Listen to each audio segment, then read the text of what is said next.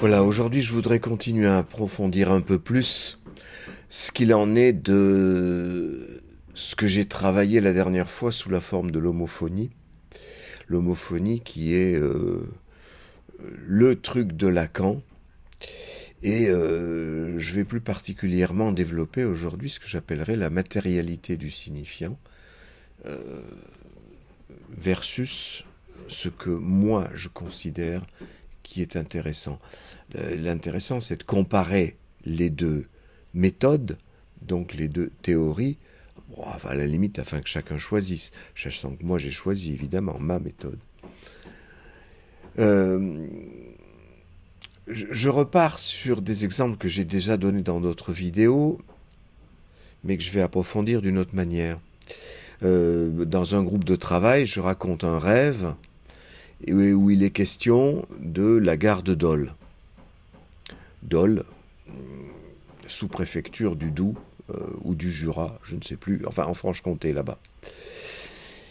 Et les analystes qui sont là, l'un me dit ah oui, c'est parce que ce que tu nous racontes, c'est pas drôle. Dole, drôle. Et l'autre de dire ah oui, c'est parce que tu nous parles d'un deuil, parce que le deuil c'est un dol. Dans le langage de Lacan, hein, parce que dans le langage français, plus personne n'utilise ce mot qui est ancien, dol.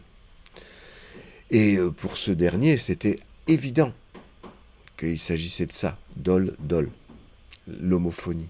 Hein.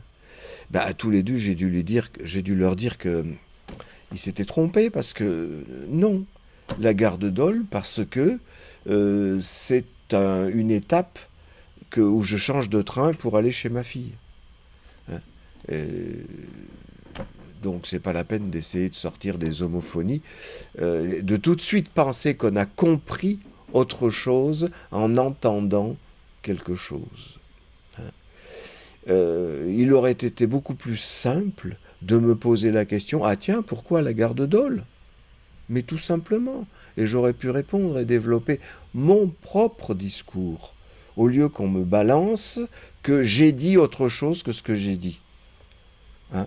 Parce qu'en me disant, c'est une interprétation, hein? En me disant tu as dit dol, ça veut dire pas drôle, ou en me disant tu as dit dol, ça veut dire deuil, c'est-à-dire dol prononcé à l'ancienne, ben non, ça marche pas du tout ça. Hein? C'est vraiment substituer le discours de l'analyste au discours de l'analysant, en l'occurrence moi-même.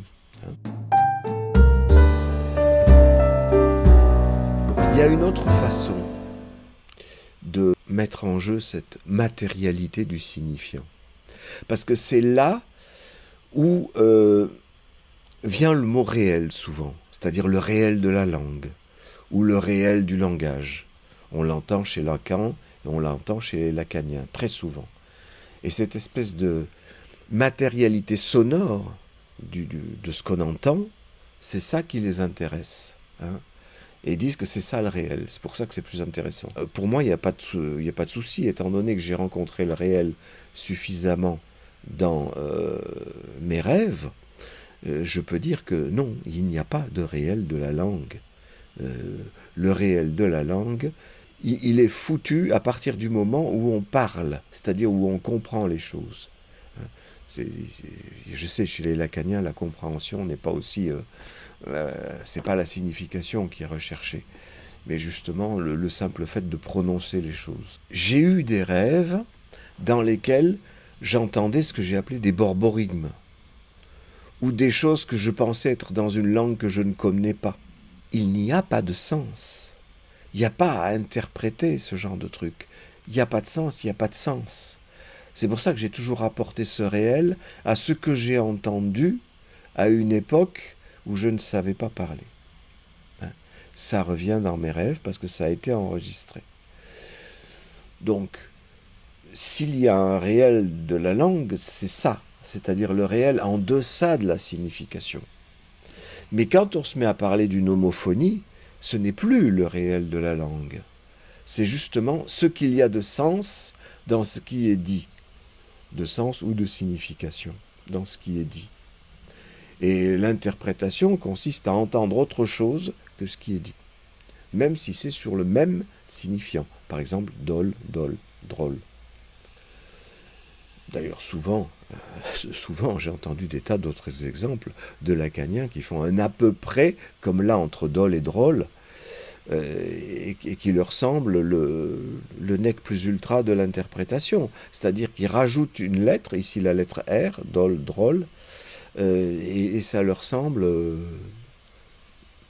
justement ce qu'il fallait faire. En fait, ils injectent leur projection dans cette façon d'entendre. J'ai un autre exemple, c'était toujours dans un groupe de travail, une analysante qui fait partie du groupe, qui raconte un rêve dans lequel il est question de supporters d'une équipe de football. Et un de mes amis analystes le lui renvoie dans la figure, j'ai envie de dire, en lui disant « Ah oui, mais qu'est-ce que vous supportez ?» Ah là, il y a aussi une petite différence. Elle a parlé de supporters, elle n'a pas parlé du verbe supporter. Hein? Alors bien sûr, dans le signifié, on peut trouver des correspondances, mais dans ce cas-là, c'est toujours pareil. Moi, j'aurais demandé, si on m'en avait laissé le temps, en l'occurrence, parce que l'autre s'est précipité sur ce qu'il avait cru entendre, hein, la façon dont j'aurais pu répondre, moi, c'est mais qu'est-ce que vous entendez par supporter d'une équipe de football? Qu'est-ce que vient faire une équipe de football dans votre rêve? Ah, tout de suite, ça devient qu'est-ce que vous supportez? Peut-être c'est juste, mais on n'a pas laissé le temps à l'analysante de le dire elle-même. Hein? Et c'est ça l'important. Parce que quand je dis moi-même, je me construis en tant que je. Je me fais une conception de moi-même. Au lieu de ça, on m'injecte des significations auxquelles je n'ai pas forcément pensé. Hein? Et même si elles étaient justes, à la limite, c'est pas ça le problème. Le problème, c'est qu'on ne m'a pas laissé parler. On a dit des choses à ma place. Cette focalisation sur la matérialité du signifiant, à mon avis, est à proscrire. Ça ne veut pas dire qu'il ne faut pas entendre de temps en temps. Je l'ai déjà dit, je le répète. Mais pas en faire un idéal, une systématique. Y a d'autres choses. Une autre façon qu'a Lacan, cette fois, de focaliser sur cette matérialité du signifiant, c'est un exemple que je viens de voir tout récemment, et il est public, ça a été publié sur Facebook, donc je peux en parler, puisque c'est déjà public. C'est un collègue qui raconte une séance avec Lacan, qui a eu lieu donc il y a peut-être 40 ans, j'en sais rien. Il arrive chez Lacan à 14h27, je crois, et c'est l'heure de sa séance. Lacan lui a dit « Venez à 14h27 ». Et il se fait engueuler parce qu'il n'est pas à l'heure, parce qu'il est en retard. Lacan lui gueule dessus en lui criant « Comment vous êtes encore en retard ?» Il est terrorisé. Il dit que l'analysant que Lacan est en train de raccompagner est aussi terrorisé. Et bref, Lacan s'enferme dans son bureau avec un autre analysant. Il vient le chercher au bout de quelques minutes, c'est dire le temps que durent les séances, et il amène cette personne dans son bureau. Il se met à travailler, Lacan se met à travailler ses nœuds et ses tresses, et l'analysant sur le divan, il est transi dans le silence en se disant « Mais pourquoi il m'a engueulé ?» Et il n'ose pas dire ce qu'il pense. C'est ça qui est catastrophique déjà. Hein. C'est qu'on est là pour dire ce qu'on pense, mais quand on est terrorisé, c'est vachement dur de dire ce qu'on pense. Et il finit par penser, pourquoi il m'a engueulé? Il m'a engueulé parce qu'il m'attendait trop, il avait peur que je sois en retard, et en me voyant, il m'a engueulé du fait que je sois en retard, bien que je ne sois pas en retard. Donc la conclusion, c'est qu'il m'aime. Bon, moi je dis tout de suite, vous voyez à quel point le fait de tenir quelqu'un pour un prophète, alors peut-être que lui il dirait c'est juste le transfert, c'est l'amour de transfert. Mais le fait de tenir quelqu'un pour un prophète fait qu'on lui pardonne tout. Et il vous engueule sans raison, puisqu'il n'était pas en retard, mais c'est pas grave, c'est parce qu'il m'aime. Bon.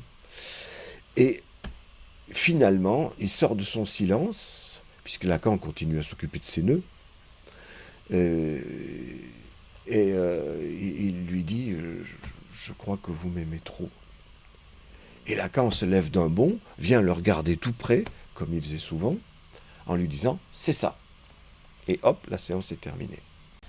Donc arrivé dans la rue, il s'interroge « pourquoi cet horaire bizarre ?» 14h27. Et tout d'un coup, lui revient les autres heures auxquelles Lacan le convoque 3 fois par semaine.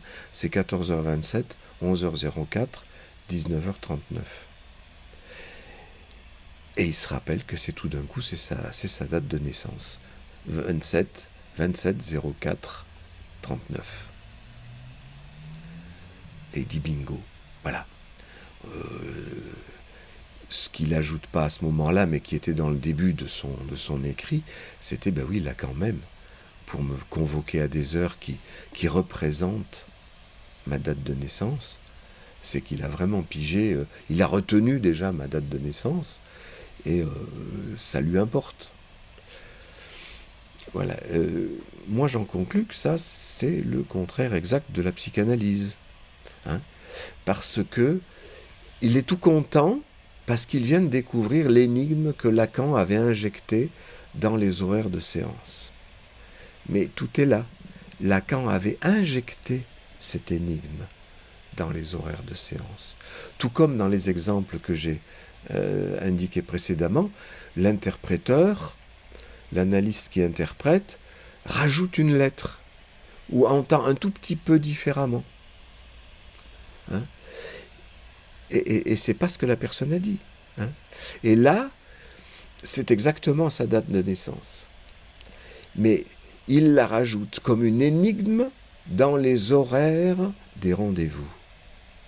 Or, l'énigme que le sujet vient apporter, c'est son énigme à lui, pas l'énigme à propos de sa date de naissance que Lacan injecte. Hein. L'énigme qu'apporte un sujet, il l'apporte dans un rêve. Un rêve se présente toujours comme une énigme. On n'y comprend rien, et puis un jour, en parlant, tac, ou suite à une bonne question, tac, on comprend. Mais parce que c'est moi, analysant, qui vient apporter cette énigme. C'est pas l'analyste qui a induit une énigme, fût-elle à propos de la date de naissance. Alors la date de naissance, en l'occurrence 27-04-39, c'est ce que j'en reviens à cette matérialité du signifiant. Alors là, c'est pas ce qu'on entend, c'est ce qui est écrit. C'est là où Lacan confond régulièrement l'être et signifiant. Hein. Pour lui, ça veut dire la même chose, et pourtant, le signifiant, c'est ce qu'on entend dans le principe, et la lettre, c'est ce qui s'écrit. Et une date de naissance ne contient jamais aucune énigme. L'énigme de la naissance, c'est telle que j'ai pu vous la raconter dans les rêves où je me vois dans le ventre de ma mère, assistant à ma propre conception ou assistant à ma naissance. Hein. C'est ça l'énigme de la naissance que chacun trimballe avec lui. Parce qu'il l'a oublié ou il ne l'a tout simplement jamais su. Ça reste un trou dans son histoire, comme je l'ai déjà expliqué. C'est cette énigme-là, l'énigme de la naissance. Elle n'est pas écrite dans ma date de naissance. La mienne, c'est 18-04-50. Ça ne veut absolument rien dire. J'aurais pu naître le 19-04-51. C'est pareil. Hein, ça n'a aucun intérêt. C'est un tour de passe-passe. Et un jour, je vous avais proposé l'image de ce prestidigitateur qui cherche le lapin dans le chapeau qui est entre ses jambes. Et on sait très bien que quand un prestidigitateur sort le lapin du chapeau, c'est que c'est lui qui avait mis le chapeau. Non, qui avait mis le lapin dans le chapeau. C'est pas que le lapin apparaît miraculeusement.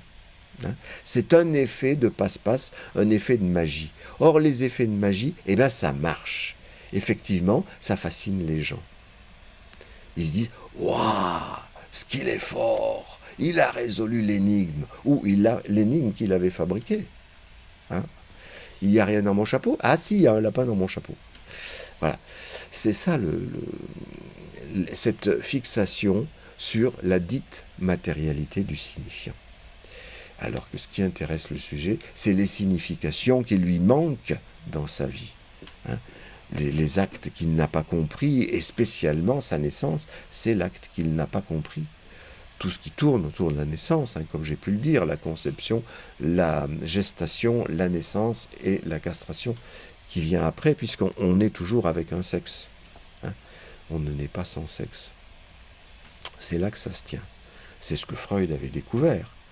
Mais en déplaçant l'attention sur ce réel du signifiant, soi-disant, hein, eh bien, on perd toute cette richesse au profit des choses que finalement l'analyste projette, c'est-à-dire injecte dans le discours de l'analysant. En particulier, si je reviens à cette analyse de cette petite séance qui a duré donc quelque chose comme 3 minutes hein, avec Lacan, rien n'a été analysé. Il n'y a pas d'analyse, il y a juste l'aveu d'un amour, bon, et la découverte qu'il y a la date de naissance inscrite dans les horaires de rendez-vous. Si ce transfert d'amour n'est pas rapporté à l'histoire du sujet, c'est-à-dire pourquoi il y a une telle énamoration, comment ça se fait, comment ça s'articule dans son histoire, pourquoi a-t-il le besoin de la remettre en scène à ce moment-là? C'est cette analyse-là dont le sujet a besoin, et non de cette espèce de tour de passe-passe. Et Lacan était coutumier de ces tours de passe-passe, en sortant à son séminaire des formules choc, hein, il n'y a pas de rapport sexuel, la femme n'existe pas, etc. Toutes des choses qui vont toujours à l'encontre du discours commun. Ça choque, ça retient l'attention, et ça marche, c'est ça qui marche. Le tout enveloppé dans un discours extrêmement obscur, mais très poétique, ça, il faut le reconnaître, hein, eh bien, ça attire incroyablement les auditeurs, les analysants, etc. Mais les chamans fonctionnent comme ça. Hein. En Afrique, il y a des chamans qui effectivement vous demandent votre date de naissance, rien d'autre, et avec la date de naissance, ils font plein de calculs, éventuellement avec la position des étoiles, tout ce que vous voudrez, et ils vous donnent une réponse 3 jours après. Oh, en général, les gens qui sont dans cette culture trouvent ça très fort. Il n'y a rien d'une analyse là-dedans. Hein. C'est même totalement à côté de la plaque, parce que il n'y a rien dans les chiffres d'une date de naissance. Les astrologues aussi essayent de faire, avec votre date de naissance, ils ajoutent l'heure, parce qu'il faut être précis. Hein. Ils font des calculs incroyables avec ça, je l'ai fait, hein, pour voir ce que ça pouvait donner. Et ils vous disent, voilà, vous êtes ci, vous êtes ça. Et chaque fois qu'on dit à quelqu'un, vous êtes ci, vous êtes ça, on parle à sa place. On fait croire que ce sont les chiffres, ou que ce sont les astres qui ont parlé, mais c'est ni les chiffres ni les astres. Les astres n'ont rien à dire, et les chiffres non plus. Absolument rien. Par contre, un chiffre qui arrivera dans un rêve, si on laisse la possibilité à la personne de s'interroger sur ce chiffre, au lieu de lui donner l'interprétation à sa place, là, ça va donner quelque chose. Puisque j'ai analysé une séance chez Lacan, je n'ose pas dire une séance d'analyse chez Lacan, je pourrais proposer en contre-exemple un petit bout d'analyse de ce qui se passe chez moi. Voilà l'exemple. C'est une femme qui me raconte un rêve.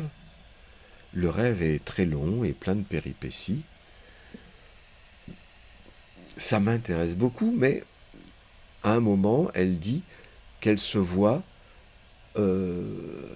avec un dossier qu'elle tient contre sa poitrine, un gros dossier qu'elle tient un petit peu incliné, et à un moment, elle le laisse échapper et toutes les feuilles s'éparpillent par terre. Et elle continue son récit. Et moi, je ne sais pas pourquoi, ça m'interpelle, cette image-là. Parce que je vois cette image dans ma tête. Je vois le dossier qui tombe, je la vois elle tenant son dossier, et je la vois laisser tomber les feuilles sur le sol. Et cette image reste dans ma tête, je ne sais pas pourquoi, alors que je continue à suivre le fil de ce qu'elle raconte. Alors, elle continue, euh, et elle passe à l'interprétation. Elle interprète des tas de choses dans son rêve, que je trouve tout à fait intéressantes. Mais elle ne revient pas sur cette histoire du gros dossier. Et avec les feuilles qui tombent. Ben alors, c'est moi qui y reviens. Donc, sans interprétation, en lui demandant simplement, pouvez revenir un peu cette histoire du dossier que vous portez et les feuilles que vous laissez tomber. Et là, elle me dit, ah ouais. Et elle me sort ce truc que je ne pouvais pas savoir. Que la seule demande en mariage qu'elle a eue de sa vie, c'était avec son fiancé, au moment où ils étaient en train de faire l'amour. Il s'est interrompu et il lui a filé un énorme dossier avec plusieurs pages qui décrivaient à quel point elle était la meilleure, la plus belle, la plus parfaite, etc. et qui se terminait par une demande en mariage.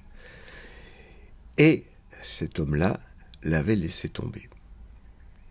Elle me le dit comme ça, et je reprends les mots « laisser tomber ». Et effectivement, là aussi, elle a un sursaut. Ah oui, et c'est lui qui m'a laissé tomber. Bien sûr, je laisse tomber les feuilles. Vous voyez que c'est une façon d'inverser la situation. Au lieu d'être laissé tomber, c'est elle qui laisse tomber. Elle prend une revanche. Comme moi, ça m'est arrivé dans de tellement nombreux rêves où j'inverse la situation de façon à être celui qui agit plutôt que celui qui est passif. C'est le vieux truc du Forda, découvert par Freud. J'envoie balader un objet, c'est une façon d'envoyer balader maman, comme ça au moins c'est moi qui l'envoie balader, au lieu que ce soit elle qui parte et que je peux rien faire. C'est une façon de symboliser quelque chose d'important, qui ne l'avait pas été jusqu'alors. Et vous voyez que c'est du même ordre, le Forda, c'est maman qui s'en va, et dans ce rêve, c'était son monsieur qui s'en va, qu'elle symbolisait de cette façon-là. Donc vous voyez qu'il n'y a pas de tour de passe-passe, pas de truc. Je ne connais pas de truc. Et je ne sais pas ce qui se passe dans la tête de mon analysante. Et je ne peux même pas être supposé savoir, puisque vraiment je ne sais pas. Et je ne sais pas pourquoi cette image m'a interpellé. Ces sons, puisqu'elle m'a d'abord parlé de ce dossier qu'elle portait et des feuilles qui tombaient. Mais voilà, ça a une importance. Cette image-là qui s'est formée dans ma tête, qui a été transmise donc par les paroles, eh bien cette image-là m'a interpellé. Donc j'ai transmis cette interpellation. C'est tout ce que j'ai fait. Ça me semble être ça le rôle de l'analyste. Et pour ça, je crois qu'il faut être suffisamment souple avec sa propre histoire, sa propre mémoire, pour se rendre compte de comment cette mémoire fonctionne de manière instantanée quand on est en train d'écouter quelqu'un. Pourquoi je retiens plutôt telle chose que telle autre? Après tout, je peux me tromper. Après tout, c'est peut-être pas ça le plus important. J'en sais rien. Mais il y a ça qui se passe. Je fais avec. C'est tout. Donc je ne pouvais en aucun cas savoir cet élément de son histoire, que sa demande en mariage avait été faite à partir d'un dossier écrit. Et c'est là que, effectivement, j'en viens à cette formule de Lacan, que le transfert fonctionne parce que l'analyste est supposé savoir. Alors peut-être qu'il l'est supposé, mais comme je vous l'avais déjà parlé dans d'autres vidéos précédentes, s'il y a supposition, elle est chez l'analysant. Mais chez l'analyste, il ne doit en aucun cas y avoir un soutien de cette supposition. Éventuellement, s'il y a un savoir chez l'analyste, c'est un savoir-faire. Un savoir-faire avec l'inconscient. En l'occurrence, là, c'est l'inconscient qui me parle, puisque je suis interpellé par une image. Et le je sais y faire parce que, au lieu de censurer cette interpellation, j'en fais quelque chose. Je la transmets à mon tour. Hein. C'est un jeu de transmission d'un côté à l'autre. C'est pas seulement l'analysant qui raconte et puis l'analyste qui reste complètement silencieux. Hein. C'est l'analyste, son inconscient à l'analyste fait quelque chose de ce qui lui est dit et il le renvoie. Il en fait à son tour quelque chose. C'est donc dans ce va-et-vient qu'on peut comparer à un Forda. Le Forda, c'est aussi un va-et-vient. Hein. C'est ça qui permet les symbolisations de s'exercer. Donc, voyez encore une fois comment l'éthique, c'est la méthode, et la méthode, c'est l'éthique. L'éthique commande de ne pas parler à la place de l'autre, de ne pas engager ses propres préjugés ou ses propres projections dans les paroles de l'autre. Mais la méthode, c'est justement d'écouter les paroles de l'autre pour ce qu'elles sont, pas les transformer par des projections ou par des présupposés théoriques, genre c'est dans le signifiant que ça s'entend, etc. C'est-à-dire cette matérialité du signifiant dont je parlais auparavant. Hein. La méthode est là, justement dans le respect. Car la méthode est dans l'éthique. Et l'éthique réciproquement dans la méthode. Et dans la méthode, donc, on en déduit ce genre d'intervention où, au lieu de faire savoir à l'autre qu'il ne sait pas et que moi je sais, je fais savoir que je ne sais pas. Je vous rappelle ce que j'avais raconté dans une vidéo précédente, où mon analyste à moi, alors que je disais « Oh, je sais, comme on dit comme ça dans le langage courant, ouais, je sais », et il me répondait sur un ton implacable « Non, vous ne savez pas !» Voilà. Donc, sous-entendu, moi je sais, vous ne savez pas. C'est juste un exemple, hein. Mais il y en a plein comme ça, de l'analyste qui se met en position de surmoi. Hein. Et Lacan qui engueule son analysant, c'est la même chose. Il se met en position de surmoi, c'est-à-dire celui qui se censure. Hein. Et effectivement, le fait de se mettre en position de surmoi, c'est-à-dire en position de maître, peut déclencher l'amour, étant donné que les parents se sont mis en première ligne en position de maître. Ce sont eux qui ont fait en sorte que le surmoi soit intégré à l'intérieur de la personnalité. Hein. Parce qu'au départ, ce sont eux qui interdisent, et puis à un moment, quand même, l'enfant intègre les interdits, et il arrête de faire caca partout, et il arrête de manger salement, et il se met à travailler à l'école. Il intègre le discours du maître, c'est-à-dire le surmoi, ça devient ce qu'on appelle le surmoi. Hein. Donc c'est là où je m'engueule moi-même, parce que j'ai pas fait ci, j'ai pas fait ça, j'ai pas rendu tel travail à temps, etc. Hein. C'est la source du surmoi, c'est ce rapport à la propreté déjà au départ. Hein. Alors, ne fais pas caca ailleurs que dans le pot. Hein. C'est la première position de maître des parents. Hein. Et le discours de l'analyste, il est exactement à l'opposé, pour permettre que l'analysant mette en scène cette chose-là. Il ne s'agit pas de le mettre en scène à sa place, c'est-à-dire d'agir comme un parent qui engueule, qui rappelle qu'on est en retard, que... Moi, je ne fais jamais ça. Même quand un analysant arrive en retard, ça vient d'arriver là, tiens justement, la personne arrive en retard et elle me dit « je suis désolé ». Moi, je lui dis « pourquoi ?»« Pas de problème, vous êtes en retard, vous êtes en retard. Dites-moi simplement qu'est-ce qui vous est arrivé, pourquoi vous êtes en retard. Hein » je suis le contraire de quelqu'un qui engueule. Justement pour permettre à la personne de dire ce qu'il en est de son retard, au lieu que ce soit moi qui l'induise. Et là, dans cette séance avec cette dame, ça a été particulièrement fructueux parce qu'elle s'est mise à analyser elle-même un lapsus qu'elle avait fait en m'envoyant un texto. Le texte, en arrivant dans le bus, elle m'envoie un texto pour me dire qu'elle est en retard. Elle est en retard, elle dit « je suis en retard », elle dit « je suis dans le bide ». au lieu de mettre dans le bus. Alors moi je ne sais rien des lapsus, donc ma première hypothèse, c'est que quand on est dans le bus, il y a les chaos du bus qui font que le doigt peut être un peu hésitant, et puis il y a le correcteur d'orthographe qui fait des siennes, vous le savez bien, il peut vous faire dire n'importe quoi.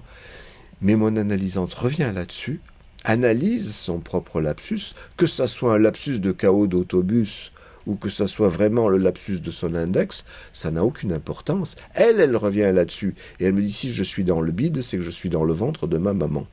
Et je lui demande, est-ce que votre maman a été en retard quand elle vous avait mis au monde? Oui, c'était exactement ça. Ce qui a permis de multiples développements. Voyez la différence. Au lieu que ça soit la date de naissance face à un truc induit par l'analyste à l'intérieur des dates de rendez-vous de l'analysant, c'est l'analysant qui fait le boulot, parce que justement de ne pas l'engueuler, de ne même pas souligner son retard, ça lui permet d'en parler. Et de dire autre chose que simplement « vous m'aimez » ou « je vous aime ». Ce qui peut être intéressant par ailleurs d'ailleurs. Hein.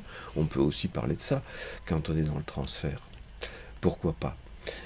Mais en l'occurrence, il s'agissait justement d'analyser un retard. Je vous ai dit à quel point, moi, mon analyste se mettait justement dans cette position de maître, c'est-à-dire fonctionnant à la place de mon surmoi, ne permettant pas donc à mon surmoi de s'analyser.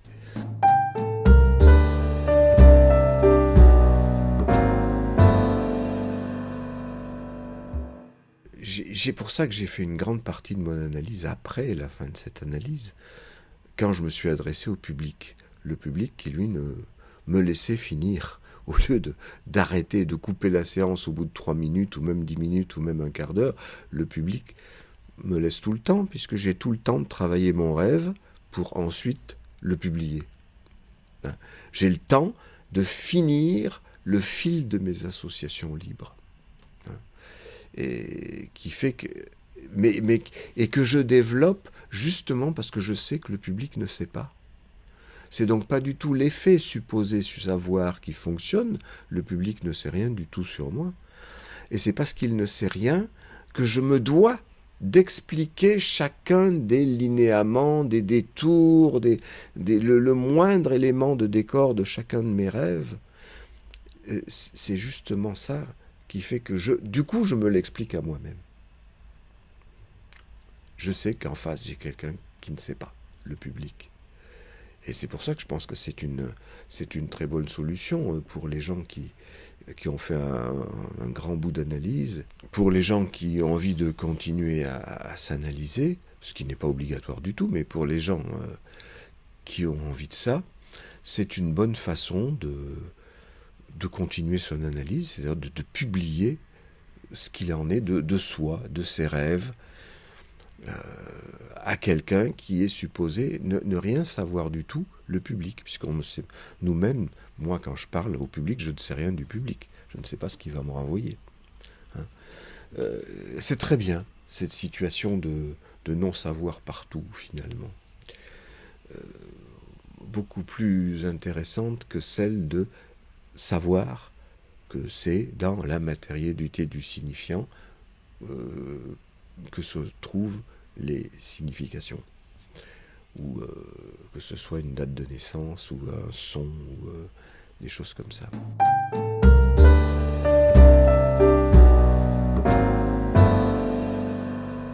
Je disais la dernière fois qu'il est important de ne pas se tromper de limite. Hein. Eh bien, là, c'est la même chose. Au lieu de, par la séance courte, fabriquer des limites extrêmement dures, extrêmement limitées, quoi. Au lieu de se limiter à l'écoute, eh bien, laissez venir une image, comme ça m'est arrivé. Laissez venir un retard. Laissez venir ce qui vient, quelle que soit la forme sous laquelle ça vient, forme, image, absence, tout peut être utile et analysé si on laisse la parole à la personne qui en parle, pour lui permettre de se trouver une conception sa propre conception de sujet. Parce qu'elle est là, comme je l'avais dit, dans ces récits de l'origine qui viennent dans les rêves, hein, ces récits de la conception, eh bien, ça permet qu'ils soient conformes à la réalité ou pas, hein, ça permet de se faire une conception de soi-même, en se faisant une conception de sa conception. Donc c'est ne pas se tromper de limite, que de se limiter au respect de l'autre, hein, au respect de ce qui peut venir de sa propre parole. Et également cette limite du non-savoir que je viens d'exposer, non-savoir du public, non-savoir de moi-même, et non-savoir au moment où je suis psychanalyste, où j'accepte d'assumer pour quelqu'un cette fonction du psychanalyste. Parce que c'est pas un être, hein, c'est une fonction. Eh bien, ma limite, là, c'est que je ne sais pas. Ah, c'est ça la bonne limite. Quand Dolto, encore une fois, je ne sais plus si je l'ai dit ou pas, elle peint une limite sur le trottoir de la Maison Verte en disant aux enfants, il ne faut pas dépasser cette limite, parce que ça peut être dangereux, il y a les voitures, ou je ne sais pas, il ne faut pas qu'ils s'éloignent trop. C'est une limite symbolique, c'est une bonne limite. Mais quand elle dit dans ses ouvrages théoriques, il faut donner la castration aux enfants, là, elle se transforme en personne morale. De même, quand Lacan dit « je fais le père sévère », il se transforme en personne morale. Il devient maître, il cesse d'être analyste. Alors, de même, lorsqu'il fait l'éloge du bouddhisme zen et du maître zen qui intervient par un coup de bâton, c'est clair que quand il fait cette engueulade, à l'analysant dont je parlais tout à l'heure, il se sert du coup de bâton comme un moine zen, comme un maître zen. Alors d'où la précipitation des Chinois dans l'étude du bouddhisme en se disant ah ouais, c'est très proche de la psychanalyse, finalement, de la psychanalyse de Lacan, mais qui, à mon avis, n'est pas la psychanalyse, c'est du bouddhisme. Effectivement, c'est très proche du bouddhisme, mais ça ne permet pas aux gens d'analyser.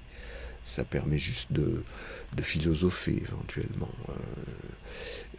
et de se retrouver devant une figure parentale, mais sans avoir cette possibilité d'analyser ce qu'il en est de mon rapport à cette figure parentale, puisqu'elle se présente à l'extérieur de moi, alors qu'elle est à l'intérieur. C'est mon surmoi. Alors, je vais faire un petit résumé de tout ce qui donne à l'analyste dans le savoir qui en est répandu et enseigné dans les écoles, l'analyste comme maître. Hein. Alors, c'est lui qui coupe, de préférence très rapidement après le début de la séance. C'est celui qui engueule, si on est en retard ou si quoi que ce soit. Je me suis fait engueuler de tellement de choses. Je suis fait engueuler parce que je ne savais pas. C'est celui qui ferme la porte du bureau. Je vous rappelle les histoires avec les 10 autistes qu'on voulait que j'empêche de sortir de mon bureau. Bon, celui qui ne donne jamais rien. J'ai parlé de ce gars à qui je donnais des gâteaux et que c'était sûrement pas bien vu parce que c'est dans la tradition qu'il faut jamais rien donner. Et ne pas donner de parole, ne pas donner de témoignage d'affection, ne pas donner de témoignage de copinage. Je vous ai déjà parlé de tout ça. Il y a aussi ce que je vous ai encore pas parlé, de cette histoire que qu'on vous colle souvent comme ça en plein dans la gueule, vous jouissez de votre symptôme. Hein. Je l'ai entendu ça de multiples fois. Aussi, ce qui fait qu'à la fin des analysants eux-mêmes qui en viennent à s'interroger, est-ce que je jouis de mon symptôme? Pitié, ça me ferait plaisir d'être malheureux. Si vous accumulez tout ça, mis les uns derrière les autres, toutes ces perles, hein, ça donne quoi? Ça donne une morale, ça donne une religion. Donc c'est pas étonnant que Lacan ait été adoré comme un prophète, le prophète de cette religion, qui finalement ne dit pas grand-chose de différent que toutes les autres religions, c'est-à-dire mettre des interdits, des censures et des engueulades partout. Hein. Euh, et Dolto, j'ai oublié de le mettre dans la... Dolto qui parle de donner les castrations. Il ne faut jamais rien donner, surtout pas de gâteau, surtout pas de douceur, surtout pas de choses qui font plaisir. Mais continuer à faire le persévère, comme disait Lacan. Hein, avec cerise sur le gâteau, donc vous jouissez de votre symptôme. Moi, je ne crois pas que les gens jouissent de leurs symptômes. Je ne le crois pas du tout. Je pense que quand ils viennent complètement paumés et en souffrance sonner à la porte de l'analyste, c'est parce qu'ils réclament de l'aide et parce qu'ils ne jouissent pas du tout. Ils ont mal. Hein. Que ce soit une espèce de retournement, d'inversion intellectuelle que de dire que d'avoir mal, c'est jouir, je ne suis pas d'accord. Ça ne marche pas. Ça marche d'autant moins que quand on a ça en tête, même si on ne le dit pas explicitement à l'analysant, hein, quand on a ça en tête, qu'on pense que l'analysant jouit de son symptôme, on va finir par le lui faire sentir à un moment ou un autre, ce qui n'est pas autre chose que le culpabiliser. Encore une fois, si vous êtes malade, si vous n'êtes pas bien, si vous avez des difficultés dans la vie, c'est votre faute. Voilà, ça revient, le truc des religions. C'est votre très grande faute et l'analyse devient un confessionnal. Hein. Bon, voilà ce qui est devenu l'analyse aujourd'hui. Et c'est assez terrible. Alors là, j'ai beaucoup critiqué Lacan et les lacaniens, mais je me rappelle avoir eu un entretien avec une dame au Brésil qui était analyste depuis peu et qui s'était autorisée, malgré le fait qu'elle avait demandé à passer les examens de l'IPA, parce que chez les lacaniens ça s'appelle la passe, mais dans l'IPA ça s'appelle un examen, quoi. C'est comme dans n'importe quelle université. Et elle devait, pour cet examen, exposer des cas. Et elle m'a expliqué que pour l'un des cas qu'elle avait exposé, on lui avait rétorqué « Ah, vous n'êtes pas allé chercher suffisamment du côté du grand-père maternel. » Et que c'était pour ça qu'on l'avait refusé. Bon, ben c'est tout aussi terrible. Parce que l'analyse, ce n'est pas une enquête policière. Et le fait de faire passer un examen pour savoir si on est un analyste ou pas, c'est aussi une enquête policière. C'est de savoir si vous êtes bon. Et vous n'êtes pas assez bon si vous n'avez pas suffisamment enquêté comme un policier pour aller chercher la vraie vérité dans l'histoire du grand-père. Mais ça, c'est si l'analysant l'amène. Il faut qu'il soit libre de l'amener ou de ne pas l'amener. On ne va pas chercher, fouiller. Bon, on peut poser des questions, mais lorsque l'analysant lui-même, il apporte le sujet sur le tapis. Hein. On ne va pas lui demander à chaque fois. En fait, c'est pas une enquête, une analyse. Hein. Ce n'est ni une religion, ni la recherche du coupable par le policier ou par la justice. Dans le même ordre d'idée, vous connaissez sans doute le Marguerite, qui est l'aimée de Lacan. C'est ainsi que Jean Alouche la nomme dans son livre. La thèse de Lacan portait sur une personne qu'il a rencontrée à l'hôpital, une femme qu'il appelait aimée. Et sa thèse, qui est une thèse de psychiatrie, et qui est remarquable quant au style de l'auteur, ça ne fait aucun doute, mais qui est bien une thèse de psychiatrie, même s'il pense utiliser quelques concepts de la psychanalyse. Hein. Eh bien, Jean Alouche reprend cette thèse et va faire une enquête dans la région de cette dame. Il va dans les archives municipales, dans les archives de la préfecture, dans les archives des journaux, et il retrouve que, bon, cette madame qui s'appelait Aimée, selon Lacan, et qui en réalité s'appelait Marguerite, elle a été internée parce qu'elle avait tenté de donner un coup de couteau à une actrice célèbre. Et Jean Alouche trouve chez l'arrière-grand-mère la raison de pourquoi cette dame a donné un coup de couteau. Il trouve que l'arrière-grand-mère, quand elle était petite, on lui avait donné à garder une petite sœur, et la petite sœur était tombée dans le feu et était morte brûlée. Et Donc à la génération suivante, ça a été une histoire avec un fer à repasser qui rappelait donc le brûlé, mais cette fois il y avait le fer. Et enfin, c'était devenu chez Aimé le fer qui, dans la plaie, a repassé. Qui donc rappelait l'histoire de l'arrière-grand-mère. C'est très séduisant comme reconstitution intellectuelle. Quand j'avais lu ce bouquin, j'avais trouvé ça formidable. J'avais que 40 ans à l'époque. J'étais encore sous le charme de ce que ça peut être, tous ces trucs. Mais l'enquête de Jean Alouche, c'est une enquête policière, hein, ou une enquête d'historien, à la rigueur. Hein.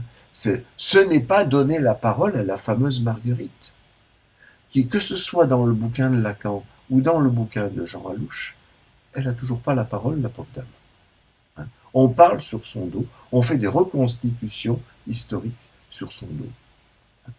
C'est ça, c'est là où il faut bien pouvoir faire la différence entre psychanalyse et religion, psychanalyse et justice, enquête policière, c'est-à-dire entre éthique et morale.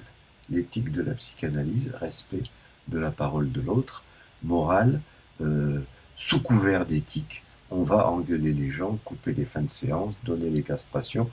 J'ai même connu très longtemps un analyste que j'admirais beaucoup, qui lui, à l'époque, interdisait l'accès de ses toilettes à ses analysants. Je l'ai peut-être déjà raconté, ça, je m'excuse si je me répète de temps en temps, parce que je ne sais plus si ce que j'ai dit et ce que je n'ai pas dit. C'était dans le cadre de ne jamais rien donner, même pas l'occasion de se soulager en allant pisser. Tout ça met vraiment à l'analyse sur le plan de la morale, et absolument pas, ça éloigne d'autant plus le plan de la psychanalyse. Ah oui, avant de terminer, il me revient encore un truc. Lacan utilise souvent la formule la normativation oedipienne. Parce que pour lui, j'en ai déjà parlé, c'est son histoire de nom du père. Pour être normal, il faut que le nom du père fonctionne et que l'Oedipe fonctionne. Et j'entends sans arrêt de nos jours des analystes dire ça, quoi. Dans la psychose, il n'y a pas d'Oedipe. C'est devenu le critère, le critère diagnostique pour la psychose, c'est de voir s'il y a Oedipe ou pas Oedipe. C'est une norme, donc c'est une morale. Je l'ai peut-être déjà dit aussi, mais moi j'ai passé ma vie à entendre à l'hôpital des gens délirants me parler de leur amour pour leur père ou pour leur mère. C'est exactement la même chose. C'est même beaucoup plus lucide chez les gens qui sont soi-disant dans la psychose. Mais le simple fait de poser un diagnostic comme celui de psychose, mais d'hystérie ou d'obsessionnel, c'est pareil, ce sont des normes, et ça tire la psychanalyse du côté de la morale, encore une fois. C'est-à-dire du côté de ce fameux surmoi qui est le censeur. Je me rappelle d'une réunion dans le CMPP, où je travaillais, le CMP, pardon, où la psychologue lacanienne du secteur dit sur un ton sans réplique à un moment, autour de cette table, on était bien 15 autour de la table, autour de cette table, il y a au moins 3 psychotiques qui s'ignorent. Elle savait. Bon, elle faisait référence à ce que Miller a appelé la psychose ordinaire, c'est-à-dire une psychose non déclenchée. Et voyez à quel point... Et c'était terrorisant, son affirmation. Il y a autour de cette table au moins 3 psychotiques qui s'ignorent. Et chacun de se regarder comme ça. Est-ce que c'est moi le psychotique? Est-ce que c'est le voisin? C'est terrible, quoi. C'était une femme, mais alors c'était le père Sévère, là, qui venait poser un diagnostic effroyable. Rien de tel pour culpabiliser les gens. Mais quelle que soit la façon dont on le fait, le simple fait de poser un diagnostic, c'est une norme, c'est une culpabilisation. Vous êtes psychotique, vous êtes hystérique, vous jouissez de votre symptôme. L'analyse n'est pas de ce côté-là, la psychanalyse n'est pas de ce côté. Encore une dernière chose,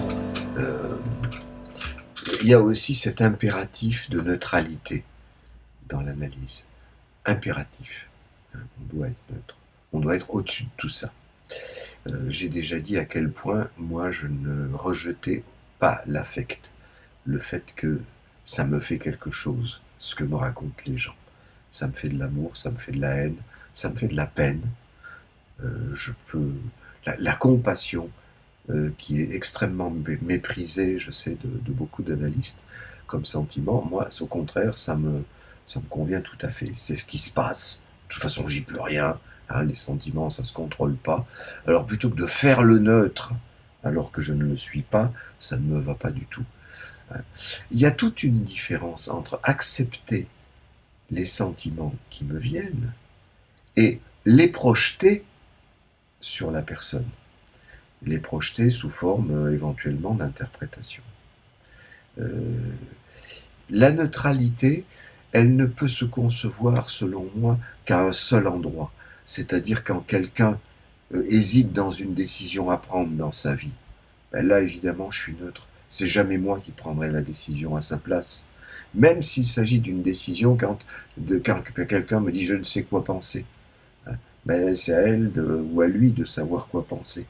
Ma neutralité, elle est là. Mais dans ce que je pense moi, dans ce qui m'affecte moi, non seulement j'accepte de le ressentir, mais j'accepte aussi d'en faire part. Ça, c'est pas, là, je ne suis pas neutre. Je ne suis pas neutre, mais je ne me prends pas pour l'autre. Et je ne dis pas à l'autre ce qu'il éprouve ou ce qu'il doit éprouver. Voilà, vous jouissez de votre symptôme.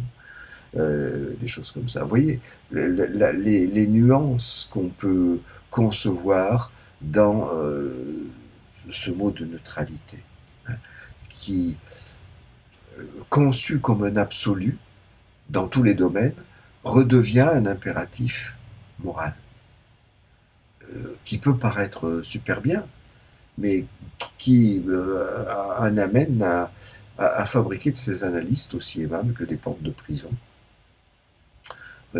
auxquelles se heurtent, hélas, les personnes qui viennent demander de l'aide là.